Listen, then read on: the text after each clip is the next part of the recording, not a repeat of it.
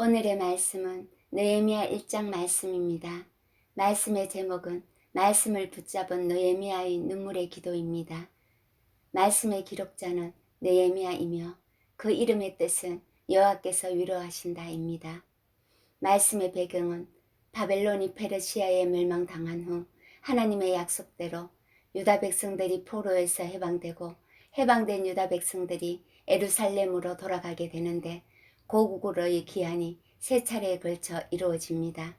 1차 기한은 기원전 536년 지도자 스룹바벨과 함께 약 5만 명이 귀환했고 1차 기한 후 약 80년이 지난 후 458년에 2차 기한이 지도자 에스라와 함께 1758명의 백성들이 고향으로 돌아가게 됩니다. 오늘의 말씀은 3차 기한이 이루어지기 전에 있었던 내용입니다. 페르시아 왕궁에서 왕의 음식을 맛보는 술관원으로 있는 느헤미야에게 고향에서 온 친동생 하나니로부터 고국의 소식이 전해집니다. 예루살렘에 남아있던 사람들이 큰 환난을 당하고 예루살렘 성은 파괴된 채로 있고 성문은 불타버렸다는 고국의 슬픈 소식을 듣게 된 느헤미야가 민족의 슬픔을 끌어안고 조국을 위해 하나님 앞에 금식하며 하나님의 언약의 말씀을 붙잡고 눈물로 기도하는 내용입니다. 1절 말씀입니다. 하가라의 아들 느헤미야의 말이라. 아닥사스다 왕 제20년 기슬로올에 내가 수상궁에 있는데. 하가라의 아들 느헤미야라는 말은 포로로 잡혀온 3세대임을 나타내며 아닥사스다 왕 제20년 기슬로올은 기원전 445년 11월에서 12월을 말합니다. 내가 수상궁에 있었다는 것은 느헤미야가 페르시아 수상궁 왕 가까이에 있었음을 말하고 있으며 그가 포로의 자손임에도 불구하고 실력이 있고 인격적으로 믿을 만한 사람임을 나타냅니다. 2절 말씀입니다.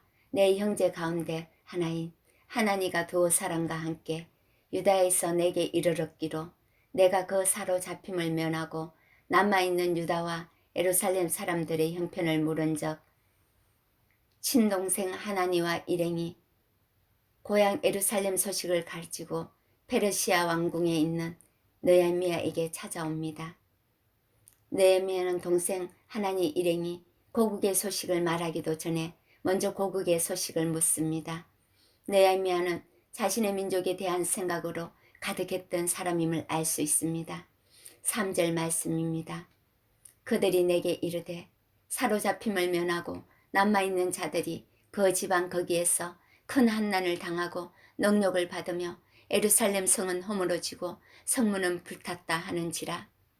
유다 사람들은 사람의 숫자가 적고 무장을 갖추지 못했기 때문에 이방인들의 노랑의 대상이 되고 성은 허물어지고 성벽 재건을 시도하나 이방들의 해방으로 재건하지 못하고 어려움과 환난을 당하고 있다는 고향의 안타까운 소식을 동생 하나나에게 듣게 됩니다. 4절 말씀입니다. 내가 이 말씀을 듣고 앉아서 울고 수일 동안 슬퍼하며 하늘의 하나님 앞에 금식하며 기도하여 느헤미야는 민족의 환난의 소식을 듣자 바로 자신의 민족을 위해 하나님 앞에 울며 금식하고 간절히 기도합니다. 참으로 민족을 사랑하는 사람임을 알 수 있습니다. 포로 생활 중에 태어났음에도 하나님 앞에 바로 나아가 기도했다는 것은 느헤미야가 하나님을 신뢰하는 기도의 사람임을 나타냅니다. 5절에서 11절까지는 느헤미야가 하나님의 신실하심과 약속의 말씀을 붙잡고 민족을 위해 눈물로 기도하는 내용입니다. 포로 3세대임에도 불구하고 느헤미야는 하나님의 말씀을 잘 알고 있었던 신실한 신앙의 모습을 가지고 있었습니다. 5절 말씀입니다. 이르되 하늘의 하나님 여호와 크고 두려우신 하나님이여 주를 사랑하고 주의 계명을 지키는 자에게 언약을 지키시며 긍휼을 베푸시는 주여 간구하나이다. 느헤미야는 하나님은 창조주시고 위대하시며 두려우신 분이심을 안다고 고백하면서 신명기 말씀을 붙잡고 언약적 사랑을 포기하지 않으신 분이심을 믿고 긍휼을 베풀어 주실 것을 간구합니다. 6절 말씀입니다. 이제 종이 주의 종들인 이스라엘 자손을 위하여 주야로 기도하오며 우리 이스라엘 자손이 주께 범죄한 죄들을 자복하오니 주는 귀를 기울이시며 눈을 여시사 종의 기도를 들으시옵소서. 나와 내 아버지의 집이 범죄하여 느헤미야가 하루 종일 하나님께 눈물로 민족을 위해 기도했음을 말하며 느헤미야가 왕께 나아가 자신이 본국으로 돌아가기를 요청한 때가 아닥사스다 왕 444년 니산월 즉 3월에서 4월인 것으로 보아 느헤미야가 4개월 동안 좌절하지 않고 끊임없이 말씀을 붙잡고 하나님 앞에 자신의 민족을 위해 눈물을 흘리며 기도를 계속한 것으로 보입니다.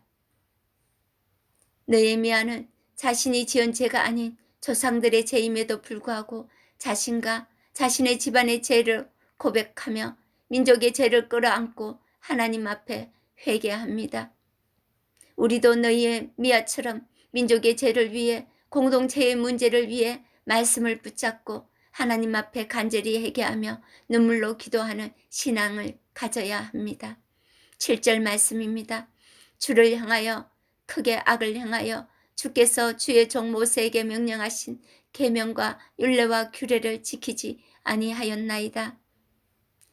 느헤미야는 자신의 조상들이 하나님께 불순종했고 모세에게 주신 계명과 율례와 규례를 지키지 않고 자신 또한 하나님 앞에 많은 죄악을 저질렀음을 고백하고 회개합니다.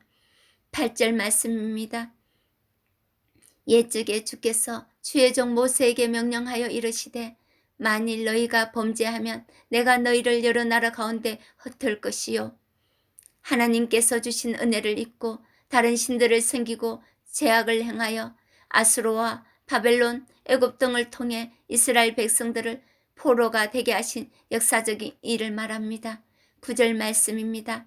만일 내게로 돌아와 내 계명을 지켜 향하면 너희 쫓긴 자가 하늘 끝에 있을지라도 내가 거기서부터 그들을 모아 내 이름을 두려고 택한 곳에 돌아오게 하리라 하신 말씀을 이제 청하건대 기억하옵소서.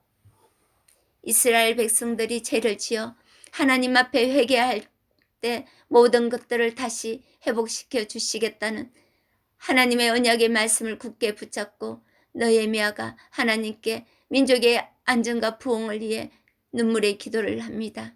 10절 말씀입니다. 이들은 주께서 일찍이 큰 권능과 강한 손으로 구속하신 주의 종들이요 주의 백성이니이다. 느헤미야는 이스라엘 백성들이 악을 행하고도 미운 짓을 해도 하나님의 백성이 아닙니까? 라며 출애굽 40 사건 때처럼 능력의 손으로 이스라엘 백성들이 포로 이전의 형편으로 완전히 회복시켜 줄 것을 기도합니다. 11절 말씀입니다. 주여 구하오니 귀를 기울이사 종의 기도와 주의 이름을 경외하기를 기뻐하는 종들의 기도를 들으시고 오늘 종이 형통하여 이 사람 앞에서 은혜를 잊게 하옵소서 하였나니 그때에 내가 왕의 술 간원이 되었느니라. 하나님의 도성 예루살렘의 형편을 느헤미야에게 전하기 위해 온갖 희생과 어려움을 무릅쓰고 온 하나님 일행을 주의 이름으로 기뻐하는 종들이라 말하고 있으며 느헤미야는 기도 가운데 자신이 성벽을 재건하는 일의 적임자임을 깨닫게 되고 자신의 모든 삶의 특권과 생명을 내어놓기로 결심하고 하나님 앞에 자신이 할 수 있는 일은 오직 왕께 수를 따르는 일밖에 없음을 고백하며 왕의 마음을 변화시켜 주셔서 예루살렘으로 돌아가 민족의 안전을 위해 성벽을 쌓을 수 있도록 하나님의 은총을 구하는 간절한 눈물의 기도를 합니다.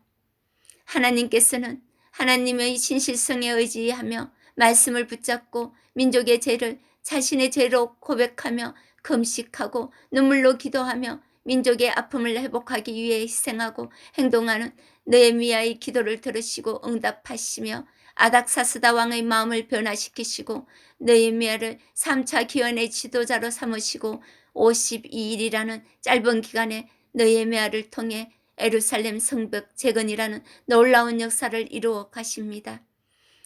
느헤미야와 같이 하나님의 말씀을 꼭 붙잡고 민족의 문제를 끌어안고 눈물로 기도하며 하나님의 응답을 경험하고 하나님의 섭리 가운데 쓰임받는 여러분이 삶이 되시기를 축복합니다.